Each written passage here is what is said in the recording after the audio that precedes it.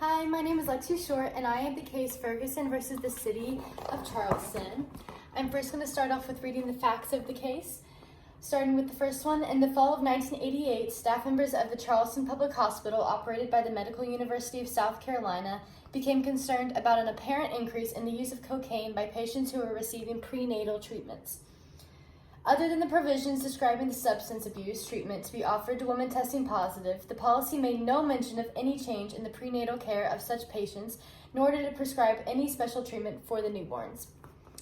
The jury found for respondents and petitioners appealed, arguing that the evidence was not sufficient to support the jury's consent finding. Because MUSC is a state hospital, its staff members are government actors subject to Fourth Amendment structures. Moreover, the urine tests at issue were indisputably searches within the amendment's meaning. The last one is, because the hospitals seek to justify its authority to conduct drug tests and to turn the results over to police without the patient's knowledge or consent, this case differs from the 4 previous cases in which the court considered whether comparable drug tests fit within the closely guarded category of constitutionally permissible suspicion-less searches. So in this case, I'm going to read the constitutional question, which is a state hospital's performance of a diagnostic test to obtain evidence of a patient's criminal conduct for law enforcement purposes an unreasonable search in violation of the Fourth Amendment if the patient has not consented to the procedure? Now I'm going to be talking about the holding, the dissenting opinion, and the majority opinion. So for the holding, the court ended up believing that the search was unreasonable, and the vote was 6-3. The dissenting opinions were, the court found that the government's purpose for the search was a special need, allowing the court to dispense with the Fourth Amendment requirements and apply the reasonable balancing test. So I'm reading off of here. Virtually any non-consensual suspicionless search could be immunized under the special needs doctrine by defining the search solely in terms of its ultimate purpose. Justice Scalia noted that the need for frequent and inconvenient access to an employee's files and office space made it impractical to obtain a warrant prior to conducting a search. Since these searches are reasonable within the workplace environment, the search of Ortega's office did not violate the Fourth Amendment. Limits might be imposed on the use of the evidence if it in fact were obtained with the patient's consent in the context of the special needs program. We uphold the exclusion order as of time it was made and when the petitioner violated it.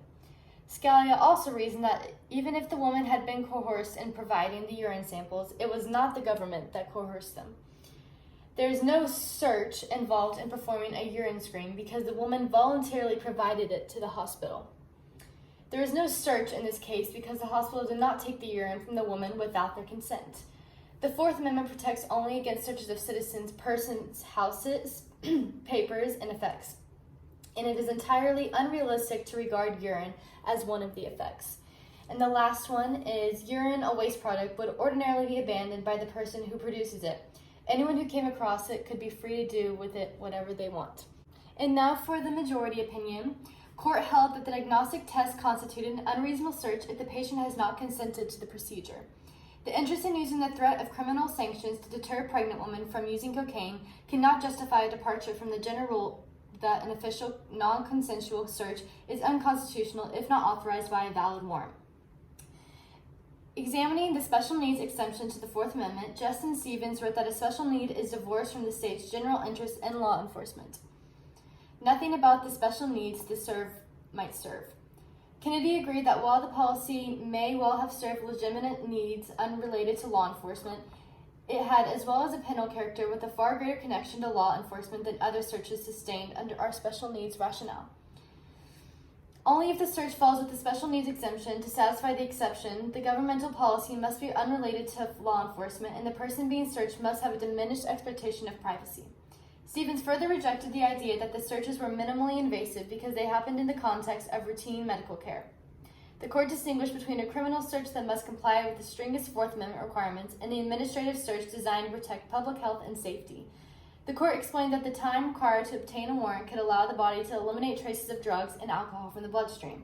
And the last one is the reasonable expectation of privacy enjoyed by the typical patient undergoing diagnostic tests in a hospital is that the results of those tests will not be shared with non-medical personnel without their consent. And that is it. Thank you.